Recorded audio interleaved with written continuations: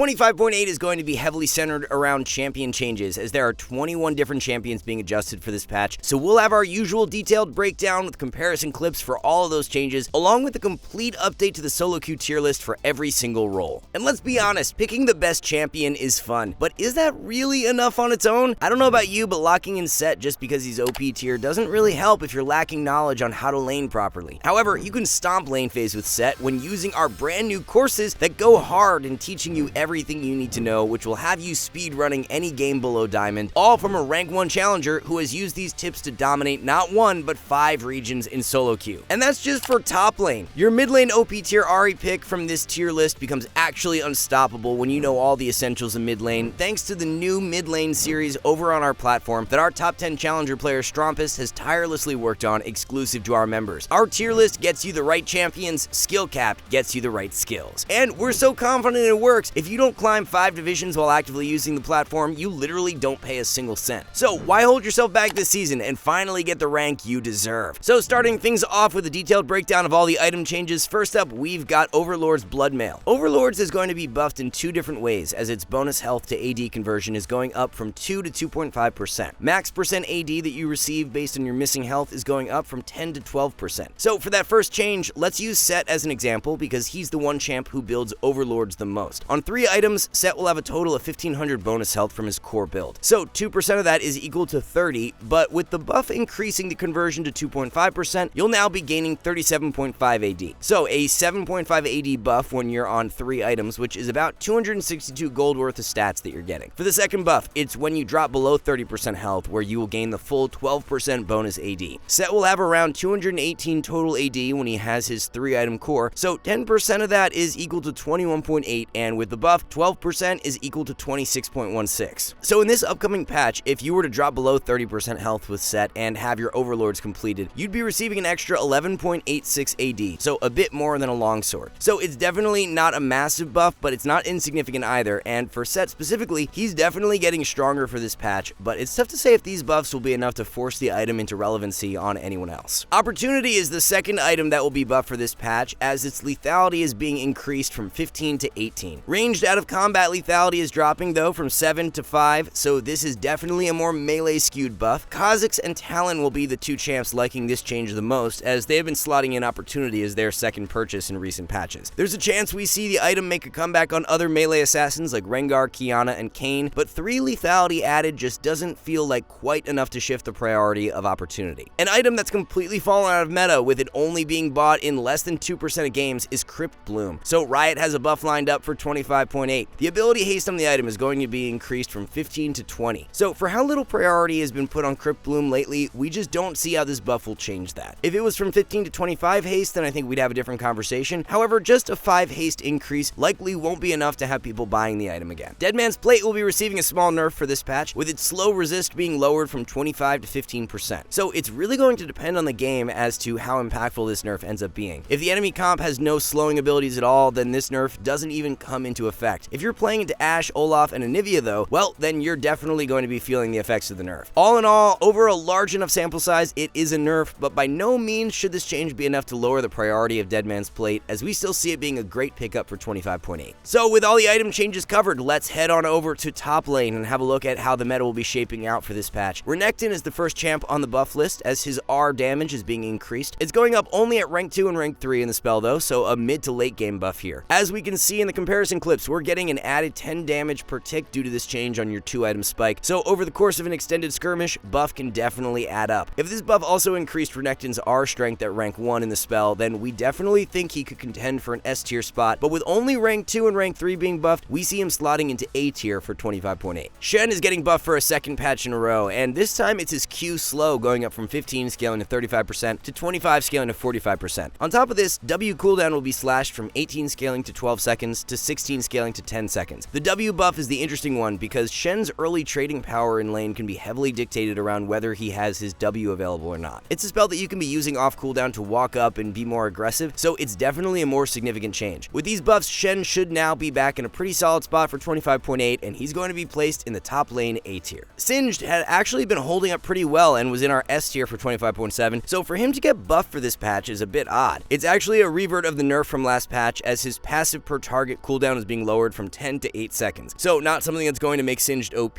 but he'll continue to be a really strong S tier pickup. We have another patch where Gwen's being adjusted, as this time it's going to be her E damage that will be dropping from 12 scaling to 20 to 8 scaling to 20. So more of an early to mid game nerf to Gwen, as you'll need to hit level 13 in order for the nerf to be nullified due to the fact that it's still the same damage at max rank. So definitely more of a high elo skewed nerf here, but Gwen will still see a drop off in power for all ranks. Gwen had been right in between an A and S tier standing over the past patch, so with this nerf coming through, we're confident in her A tier positioning for 25.8. So for the top lane tier list in 25.8, we have one major adjustment for this patch, and that's going to consist of Set moving into the OP tier. In recent patches, Set has been a really good S tier pick, so with the buffs to Overlords for this patch, we think they'll be enough to push him over the top. One other adjustment consists of Yone dropping back down into the B tier. We'll have the full breakdown of the change when covering mid lane, but it's his W % health damage going down, and this will more heavily influence top lane since you're more frequently going up against champions who will be stacking health, as opposed to mid lane where you're laning into squishier mages or assassins the majority of the time. So Riot's back at it again in 25.8 with a second round of buffs to Brand to try and help him out in the jungle. This time it's his passive monster damage modifier being increased from 215 to 240%. Considering the buffs from last patch were rather insignificant, we aren't expecting a whole lot out of this one either. After his 25.7 buffs, Brand's win rate still sat around 45%, so even if this buff hits more impactful, it's likely not going to lead to enough of a win rate increase to where Brand actually starts being competitive again. So for now, we'll be leaving Brand in the jungle C tier, but if the buff does actually end up being significant, we'll adjust him for the mid-patch tier list update. Yorick has been an absolute balance nightmare for Riot recently, as they issued 2 separate rounds of hotfix changes last patch, and they aren't done just yet. Yorick jungle has been up above a 53% win rate during 25.7, so to try and bring that down for this patch, they will be changing his E damage from a base value to going back to % damage. Yorick E is now going to deal damage equal to 6 scaling to 8% of the target's max health. This damage will have a cap against both minions and monsters. Yorick's Mistwalkers, however, are actually getting buffed with the monster damage going up from 60 to 70%. There is a nerf being issued to Yorick's R though, as it will no longer mark non-champion units. Now, there has been some other changes floating around as well, but we're not 100% sure if they will be included in the patch or not. These are the current changes that are listed on the PBE wiki page that Riot themselves update, so hopefully it's all that will be issued when the patch goes live. With that in mind, if these are the only changes that will hit live servers, we still think Yorick will remain in a competitive spot. Yorick may end up losing his OP tier slot, but we really don't see him dropping down that much. For now, we're going to keep him in the OP tier, but we should have a much better idea of where he lands for the mid-patch tier list. And of course, if you notice in the patch notes that there are more nerfs being issued that we did not cover here, then this rating just goes out the window, as he'll probably be dropping down to at least A tier. When Riot issues all these hot fixes and constantly changes a champion, it's a lot more difficult for us to keep an accurate rating for that champ on our tier list, but we're doing our best with what we have to work with. So moving on to the jungle tier list now, OP tier is going to be locked down by Mundo, Yorick, and Jarvan. One champ we really like right now, especially for the lower ranks, that's getting a bump into S tier for 25.8 is Volibear. Volibear's new meta build, where he rushes Cosmic Drive and goes Flicker Blade second, is incredibly powerful, and the fact that the champ is super easy to execute makes him a great add to anyone's champion pool. Mundo, Volibear, and Yorick are the golden 3 to get out of the lower ranks from the jungle in 25.8. All of them are extremely simple to pick up and are exceptionally powerful in meta, so if those are the only champs you spam right now, you'll be setting yourself up really well. Gwen is going to be adjusted down to A tier for jungle, as the nerf to her E should hit harder in the jungle than in top lane. E nerf in top lane may not even come into effect all that often early on if you're just looking for quick trades with Q, but in the jungle you're always using your E to help clear camps, so it's not just a nerf to Gwen's skirmish power, but a nerf to her clear speed as well. Hui is going to be receiving a few scaling buffs for this patch, with his passive damage going up from 35 scaling to 180 to 35 scaling to 230. Our explosion based damage is up as well from 200 scaling to 400 to 200 scaling to 450. So if we have a look at how much damage this adds in the mid game, if we just use Hui R and then follow up with Q to proc passive, it's a 42 damage increase. Buffs will definitely have Hui sitting in a really nice spot for this patch, but whether it's enough for him to break back into S tier is the big question. We're leaning towards it not being quite enough to give him that push needed for S tier, so he'll remain in the A tier for now.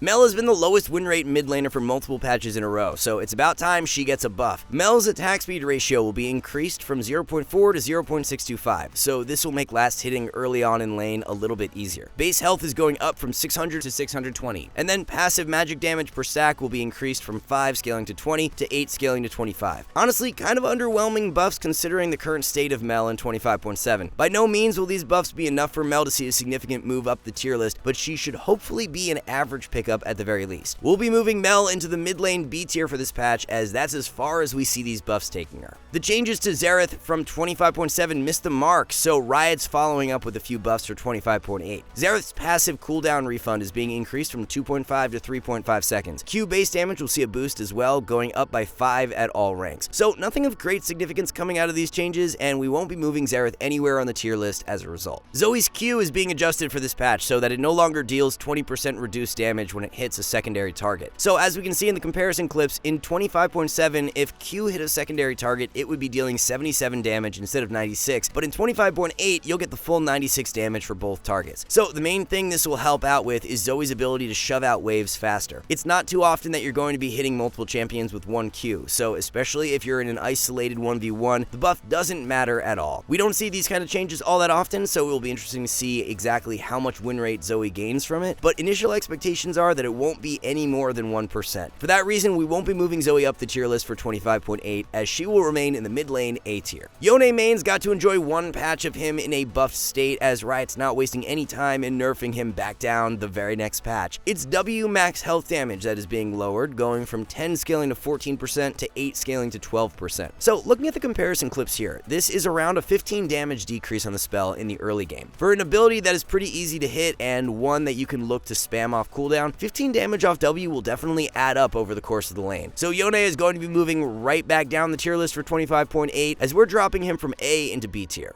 Ahri has been absolutely dominating solo queue with her Rod of Ages build over the past patch, so some adjustments to try and combat that are being issued. W base damage will be dropping, however the AP ratio is going up from 30 to 40%. W cooldown is also going up by 1 second at all ranks. If we look at the comparison clips, if you have Malignance completed, it's actually just a 1 damage decrease on your 2-item spike, and if you are level 13 with W fully maxed out, what we see is that it's a bit more of a significant drop off in damage, going from 266 in 25.7 to 255 in 25.8. E damage is being increased for this patch, with the AP ratio going up from 75 to 85%. So what actually gets better due to these adjustments is E max second. Since Ahri W base damage is only down by 5 at the first rank, if you max your E out second on Ahri, you will actually deal more damage than in 25.7. If you're playing E max second and go back to building Malignance with Horizon Focus, then Ahri really isn't much worse off at all. And it's not like the build is bad by any means either. Rod build was just super OP, so now that the Rod build with W max second is nerfed, build should be on a similar power level. And then one final change is to Ahri's armor growth, as it's being lowered from 4.7 to 4.2. So all in all, guys, from these comparison clips, it's not really looking too bad for Ahri for 25.8. The Rod build does become weaker for sure, but the standard Malignance rush that used to be the most popular rises back up in value. As a result, we won't be dropping Ahri down the tier list for this patch, as she'll remain in the OP tier. Annie's receiving some adjustments this patch that will increase her power without R, but reduce her strength when it's available. QAP ratio is up from 75 to 80%. W base damage will be increased by 20 damage at max rank. W cooldown is also dropping from 8 to 7 seconds. R changes are the big ones, as Annie's flame damage and auto attack damage from Tibbers are being lowered. However, her R will now passively grant 10 scaling to 15% magic pen. So to compare the damage output from 25.7 to 25.8, let's see how much damage Annie R deals after Tibbers is able to get 3 auto attacks off. This would be pretty standard if you're using R paired up with Annie's stun on a target. So in 25.7, we can see that after 3 autos from Tibbers, Annie's hitting for a total of 783 damage. In 25.8, we see that it comes in at 109 damage lower at 674. So that's a pretty big drop off in damage, and if Tibbers is able to get even more than 3 auto attacks off, the difference will be even more significant. Now, something we do have to take into account though are the buffs to Q and W. When you full combo a squishy with Annie, you'll always be using your Q and W, so even though R is down by 109 damage, let's factor in the W and Q buffs to see what we get. W came in 30 damage higher because when that magic pen buff is factored in, it's actually more than a 20 damage buff to Annie's W. And then for Q, it came in 20 damage higher. So 109 minus 50 brings us down to a 59 damage nerf if you're using a full burst combo in the mid game. Now keep in mind that because the magic pen buff to R, whenever you don't have your R active, you are just flat out stronger with Annie now. So the takeaway is that with R available, she's weaker, but without, she's stronger. There is one more change being issued, and it's to Annie's Annie's health per level, dropping from 102 to 96. So whether Annie gains or loses win rate for 25.8 due to these changes is tough to say. If they do end up negative, we don't think they will be that bad, as the fact that you have more reliable damage coming out of Q and W now should make up for the loss in damage on R over the course of an entire game. Full burst Annie builds will definitely gain in relative power due to these changes, because the build with Liandry's and Rylai's was heavily tied to Tibbers whacking away and providing you with loads of damage. So now that Tibbers' consistent DPS is nerfed, the burn build won't be as powerful. So for now, we will not be moving Annie anywhere on the mid lane tier list, as we expect her to remain a strong S tier pick. Syndra is yet another mid laner who's going to have power shifted around in her kit for this patch, so let's break it all down. W slow is flat out nerfed, dropping from 25 scaling to 45% to 25% at all ranks. E base damage is going down from 75 scaling to 235 to 60 scaling to 200. AP ratio is up though from 45 to 60%. So what we find here is that on 2 items in the mid game, this actually ends up as a buff to Syndra's E. So it's just going to be in the earlier stages of the game when you don't have very much AP where this will be a nerf. Our base damage is going down, however, the AP ratio is going up. Looking at the comparison clips, we can see that this is actually a nerf on 2 items. So overall, early game strength of Syndra is down, but her mid to late game power will be pretty much similar to where it was last patch. We do think these changes land net negative, but they probably aren't enough to force Syndra down the tier list. At the very most, we could see her dropping from S into A tier, but for now, we're going to be keeping her in S. So with all those mid lane changes covered, let's have a look at how the tier list is aligned for 25.8. OP tier is going to stay the same for now, as like we mentioned when covering the Ahri changes in detail, they just don't seem significant enough to drop her down the tier list. So the overall outlook on the mid lane meta really won't be much different than last patch despite all of these changes. Talon is one to watch for this patch due to the indirect buffs to opportunity, as he's one of the only assassins that likes to build the item. There's a chance we could see Crypt Bloom make a comeback on certain mages as a 3rd or 4th pickup, but even if it does, the item buffs alone won't be leading to any specific champion seeing a significant boost in power, as the buff is pretty light. Just 2 ADCs on the changes list for this patch, and first up is Zeri. Zeri is going to have her R chain lightning total AD ratio increase from 25 to 30%. Considering Zeri has already been in quite a solid spot in recent patches, this buff should put her really close to making a move into the S tier. We don't think the change will be quite enough to move her up just yet, but any indirect nerfs to top tier ADCs in the coming patches, and Zeri is next in line to break into that upper echelon. So with Tristana being one of the best ADCs for a while now, Riot's going to be nerfing her R in 2 different ways. The cooldown is going up by 20 seconds at rank 1, and the damage on R is dropping by 50 at all ranks. So a bit of a blow to the early game snowball power of Tristana, as the nerfs don't really matter at all if you're in a late game situation. Trist being an ADC who wants to accelerate through the early game will definitely feel this nerf, so we're going to be bumping her out of the OP tier and down into S. So here's how we've got the ADC tier list aligned for 25.8, as Jinx and Lucian will be on top as the 2 OP tier ADCs. The relative power of all ADCs is actually in a pretty good spot right now, as there aren't too many outliers on the OP